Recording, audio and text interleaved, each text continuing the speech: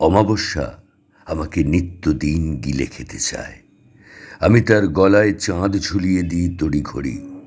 পোকামাকড় হর হামেশা আমার শরীরে উৎপাত চালায়। আমি ওদের জন্যে নিরাপদ আশ্রয় খুঁজতে থাকি। মধ্যরাতে আমার ঘুমের নরম মাংসে তীক্ষ্ণ দাঁত বসিয়ে দেয় দুঃস্বপ্ন। আমি জাহাবাজ কুৎসিত স্বপ্নগুলোকে সুন্দর করে গড়ি। কালবৈশাখী এক ঝটকায় উপড়ে ফেলে আমার ভালোবাসার নিভৃত তাঁবু। আমি দুরন্ত ঝড়ের উদ্দেশ্যে স্তোত্র রচনার প্রয়াসে কলম ধরি।